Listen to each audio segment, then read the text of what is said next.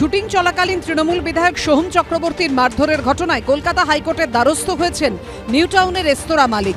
সেই মামলার শুনানির আগে বারাসাত কোর্টে আত্মসমর্পণ করে আগাম জামিন নিলেন তৃণমূলের অভিনেতা বিধায়ক। তবে নিম্ন আদালতে স্বস্তির পাশাপাশি বিতর্কেও জড়ালেন তিনি। জেলা বার অ্যাসোসিয়েশনের সভাপতির দাবি, আদালত চত্বরে আসার পর দীর্ঘক্ষণ সরকারি আইনজীবীর ঘরে বসে থাকতে দেখা যায় তৃণমূল বিধায়ককে। আমি আপনাকে ছবি দেখাচ্ছি, এইটা হচ্ছে ডিস্ট্রিক্ট পিপি অফিসের ছবি। দেখতে পাবেন আমাদের ডিস্ট্রিক্ট পিপি সাহেব শান্তময় বোস আছে এবং সোহমবাবু আছেন। এই ডিস্ট্রিক্ট পিপি অফিসে ওনারা বসে আছেন।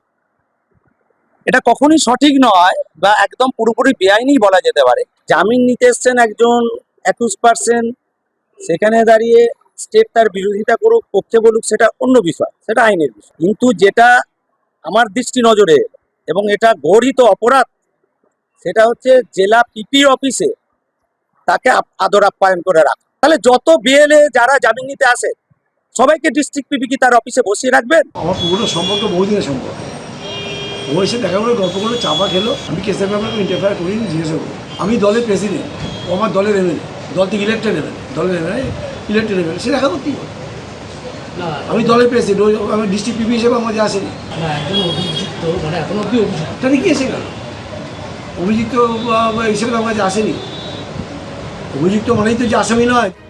তৃণমূল বিধায়ক সোহম চক্রবর্তী যে সরকারি আইনজীবীর ঘরে বসেছিলেন, সেই শান্তময় বসু আবার তৃণমূলের লিগ্যাল সেলের প্রেসিডেন্ট।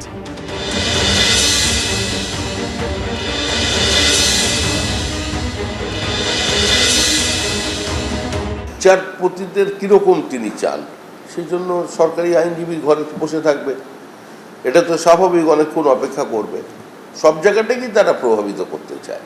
ও যা করেছে, তৃণমূল কংগ্রেস তৃতীয়বারের জন্য ক্ষমতায় এসেছে, 29টা আসন পেয়েছে লোকসভায়, তো স্বাভাবিকভাবেই একটু ঔদ্ধত্য যদি ও না দেখায়, কে দেখাবে তাহলে? সরকারি আইনজীবীর সঙ্গে দেখা হলো মানে মামলা নরম হয়ে গেল, দুর্বল হয়ে গেল।